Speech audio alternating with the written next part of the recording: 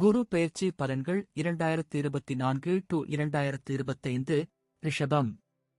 சாந்தமான குணம் இருந்தாலும் கோபம் வந்தால் கட்டுப்படுத்த முடியாத இயல்பு கொண்ட ரிஷப ராசி நேயர்களே, சுக்கிரனின் ராசியில் பிறந்த உங்களுக்கு இதுநாள் வரை உங்கள் ராசிக்கு விரயஸ்தானமான 12 சஞ்சரித்து குருபகவான் திருக்கணிதப்படி வரும் 1-5-2024 முதல் 14-5-2025 வரை, வாக்கிய பஞ்சாங்கப்படி 1-5-2024 முதல் 11-5-2025 வரை ஜென்ம ராசியில் சஞ்சாரம் செய்ய உள்ளார்.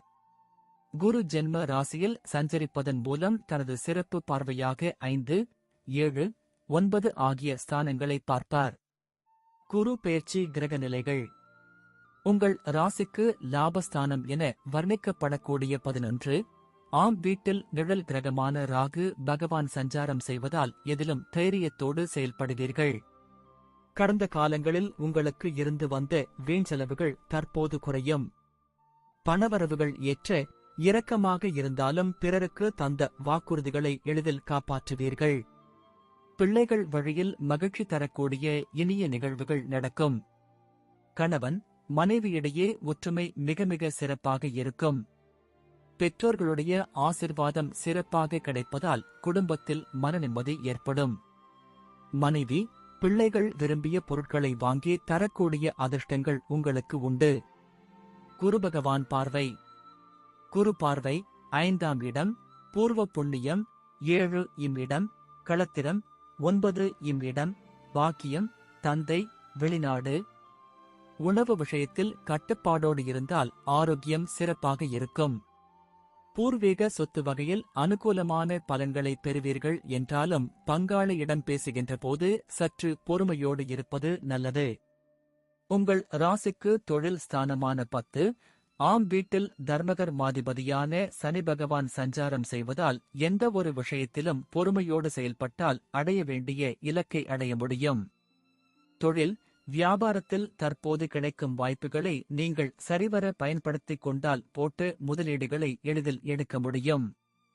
வேலையாட்கள் ஒத்துழைப்பு சிறப்பாக இல்லாவிட்டாலும் உங்களின் தனித்திறமையால் எதிலும் சிறப்பாக செயல்பட்டு அடைய வேண்டிய இலக்கை அடைவீர்கள். தொழில் ரீதியாக சில நெருக்கடிகள் இருந்தாலும் கூட்டாளிகள் ஆதரவு மிகச் சிறப்பாக இருக்கும் என்பதால் தொழிலுக்கு ஒரு சிலரின் நல்ல ஆதரவு கிடைத்து அனுகூலமான பலன்களை அடையக்கூடிய வாய்ப்புகள் உண்டு. தொழில் தொடர்பான கணக்கு வழக்குகளை தற்சமயத்துக்கு சரிவர பராமரித்து வந்தால் தேவையற்ற பிரச்சினைகளை தவிர்க்கலாம். உத்தியோகத்தில் இருப்பவர்களுக்கு கடந்த காலங்களில் இருந்து வந்த அலைச்சல்கள் எல்லாம் தற்போது குறைந்து பணியில் முழு ஈடுபாட்டுடன் செயல்படக்கூடிய வாய்ப்புகள் ஏற்படும்.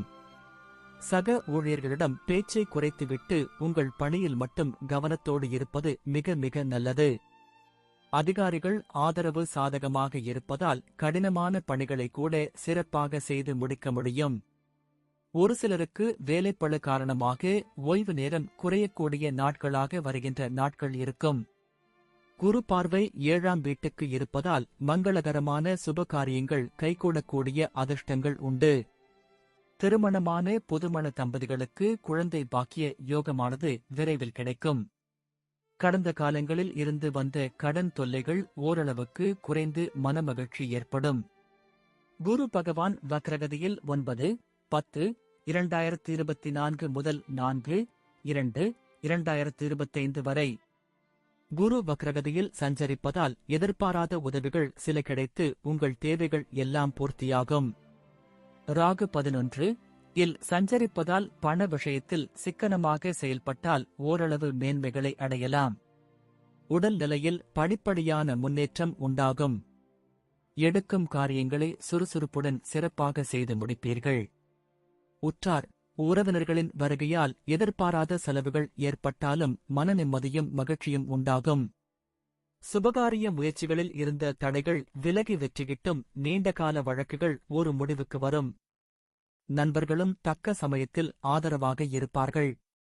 கொடுக்கல் வாங்கல் மிக சிறப்பாக இருக்கும். புத்திர வழியில் தேவையற்ற கவலை ஏற்படும். தொழில் வியாபாரம் செய்பவர்களுக்கு வெளியூர் வெளிநாட்டு தொடர்புகள் மூலம் நல்ல செய்தி கிடைக்கும். ஆன்மீக தெய்வீக காரியங்களில் ஈடுபாடுகள் அதிகரிக்கும். உடன்பிறப்புகளால் ஓரளவுக்கு சாதகமான பலனை பெறுவீர்கள். கடன்கள் சற்று குறையும். உத்தியோகஸ்தர்கள் உயர் அதிகாரிகளை அனுசரித்து செல்வது நல்லது. எதிர்பாராத இடமாற்றங்களால் பொருளாதார ஆதாயங்களை அடைவீர்கள். மாணவர்களின் கல்வி திறன் சிறப்பாகவே இருக்கும். பரிகாரம்: ரிஷப ராசியில் பிறந்துள்ள உங்களுக்கு குரு பகவான் ஜென்ம ராசியில் சஞ்சரிப்பதால் வியாழக்கிழமை தோறும் குருவுக்கு கொண்டை கடலையை மாலையாக கோர்த்து அணிவித்து மஞ்சள் நிற மலர்களால் அலங்கரித்து நெய் தீபமேற்றி வழிபடுவது நல்லது. தட்சிணாமூர்த்தி வழிபாடு நன்மை தரும். உங்களுக்கு சனி 10 சஞ்சரிப்பதால் சனிக்கிழமைகளில் அருகில் இருக்கும் பெருமாள் கோவில்களுக்கு செல்வது, நவகிரகங்களில் உள்ள சனி பகவானுக்கு அர்ச்சனை செய்வது, கருப்பு துணியில் எள்ளை மூட்டை கட்டி அகல் விளக்கில் வைத்து நல்லெண்ணெய் ஊற்றி தீபமேற்றுவது நல்லது. கருப்பு நிற ஆடை கைக்குட்டை பயன்படுத்துவது நல்லது. சனிப்பிரீதியாக அனுமன் மற்றும் விநாயகர் வழிபாடுகளை மேற்கொள்ளலாம். சனிக்கிழமைகளில் நல்லெண்ணெய் ஸ்நானம் செய்யலாம்.